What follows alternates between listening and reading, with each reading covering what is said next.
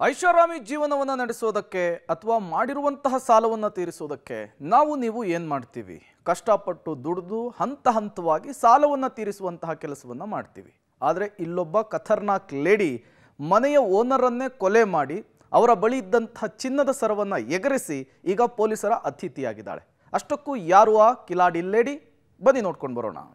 ಮನೆ ಬಾಡಿಗೆಗೆ ಕೊಡುವ ಮಾಲೀಕರೇ ಹುಷಾರ್ ಹುಷಾರ್. ಮನೆ ಮಗಳಂತಿದ್ದ ಬಾಡಿಗೆದಾರಳಿಂದ ಮನೆ ಮಾಲಕಿಯ ಕೊಲೆ. ನೀವು ಒಂದ್ಸಲ ಈ ರೀಲ್ಸ್ ಗಳನ್ನ ಸರಿಯಾಗಿ ನೋಡ್ಕೊಂಡ್ಬಿಡಿ. ಜೊತೆಗೆ ಈಕೆ ಸ್ಟೇಷನ್ ಇಂದ ಹೊರಬರೋದನ್ನು ಕೂಡ ನೋಡ್ಬಿಡಿ. ಎಂತಹ ಖತರ್ನಾಕ್ ಇವಳು ಅಂದ್ರೆ, ತಾನಿದ್ದ ಮನೆಯ ಓನರ್ ಅನ್ನೇ ಕೊಲೆ ಮಾಡಿ ಎಸ್ಕೇಪ್ ಆಗಿದ್ದ ಆಕೆಯನ್ನ ಕೆಂಗೇರಿ ಪೊಲೀಸರು ಅರೆಸ್ಟ್ ಮಾಡಿದ್ದಾರೆ.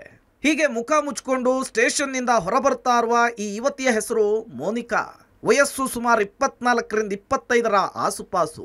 ಕಳೆದ 10ನೇ ತಾರೀಕು ತಾನು ಬಾಡಿಗೆ ಇದ್ದ ಮನೆಯ ಓನರನ್ನ ಕೊಲೆ ಮಾಡಿದ್ಲು ಈಕೆ. 35-36 ವಯಸ್ಸಿನ ದಿವ್ಯಾ ಎಂಬ ಮಹಿಳೆಯನ್ನ ಕೊಲೆ ಮಾಡಿ ತಪ್ಪಿಸಿಕೊಂಡಿದ್ಲು. ಆದರೆ ಇವತ್ತು ಕೆಂಗೇರಿ ಪೊಲೀಸರು ಬಂಧಿಸಿದ್ದಾರೆ.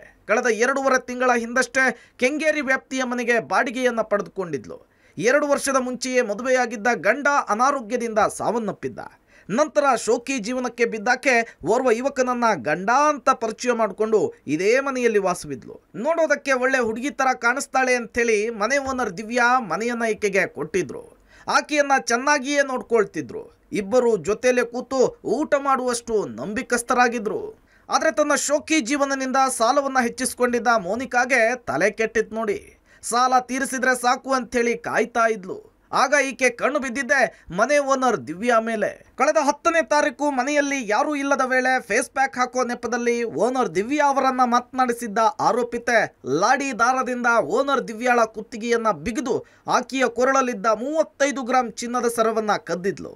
ಇನ್ನು ಕೊಲೆ ಮಾಡಿದಾಕೆ ತನಗೇನೂ ಗೊತ್ತಿಲ್ಲದಂತೆ ಹೊರಬಂದಿದ್ಲು.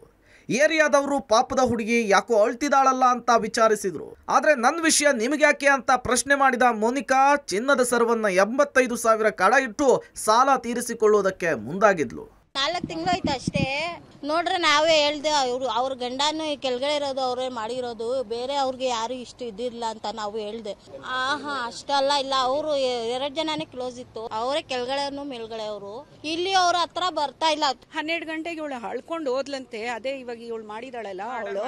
ಆಮೇಲೆ ಕೆರೆ ಹತ್ರ ಹೋಗಿ ಬಿದ್ಬಿಡ್ತಾಳೆ, ಏನೋ ಮಾಡ್ಕೊಂತಾಳೆ ಅಂತ ಹೇಳ್ಬಿಟ್ಟು ಇವ್ರು ನನ್ನ ಮಕ್ಕಳು ಗಾಡಿ ಹಾಕೊಂಡು ಹೋಗಿದ್ದಾರೆ. ಅವಳು ಹಿಂದೆನೆ ಹೋಗ್ಬಿಟ್ಟು ಕೇಳಿದ್ದಾರೆ ಅವಳಿಗೆ, ಯಾಕೆ ನೀನು ಅಳ್ಕೊಂಡು ಈ ಕಡೆ ಬರ್ತಾ ಇದೆಯಾ ಅಂತ. ಅದಕ್ಕೆ ಅವಳು ಹೇಳಿದ್ಲಂತೆ, ನಿಮ್ಗೆ ಯಾಕೆ ಬೇಕು, ನನ್ನ ಕತೆ ಎಲ್ಲ ಹೋಗಿ ಇಲ್ಲಿಂದ ಅನ್ಲಂತೆ.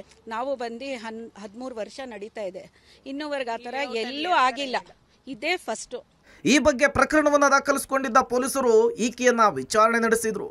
ಮೊದಲು ಮೃತಳ ಪತ್ನಿಯ ಮೇಲೆಯೇ ಡೌಟ್ ಪಟ್ಟಿದ್ದ ಪೊಲೀಸರು ನಂತರ ಈಕೆಯ ಹೇಳಿಕೆಯ ಮೇಲೆ ಪದೇ ಪದೇ ಅನುಮಾನ ಇತ್ತು. ಪೊಲೀಸರ ಸ್ಟೈಲ್ನಲ್ಲಿ ವಿಚಾರಿಸಿದಾಗ ಪೊಲೀಸರ ಮುಂದೆ ನಿಜ ಕಕ್ಕಿದ್ದಾಳೆ. ಸದ್ಯ ಆರೋಪಿತೆಯನ್ನ ಬಂಧಿಸಿರುವಂತಹ ಕೆಂಗೇರಿ ಪೊಲೀಸರು ಹೆಚ್ಚಿನ ತನಿಖೆ ನಡೆಸುತ್ತಿದ್ದಾರೆ. ಈಕೆ ಒಬ್ಬಳೇ ಕೊಲೆ ಮಾಡಿದ್ದ ಅಥವಾ ಇದರ ಹಿಂದೆ ಮತ್ಯಾರಾದ್ರೂ ಇದ್ದಾರಾ ಅನ್ನೋದು ತನಿಖೆಯ ನಂತರವೇ ಗೊತ್ತಾಗಬೇಕಿದೆ. ಅದೇನೇ ಇರಲಿ, ಮನೆ ಬಾಡಿಗೆಗೆ ಕೊಡುವ ಮುನ್ನ ಮಾಲೀಕರು ತುಸು ಎಚ್ಚರವನ್ನು ವಹಿಸಿದ್ರೆ ಒಳಿತು.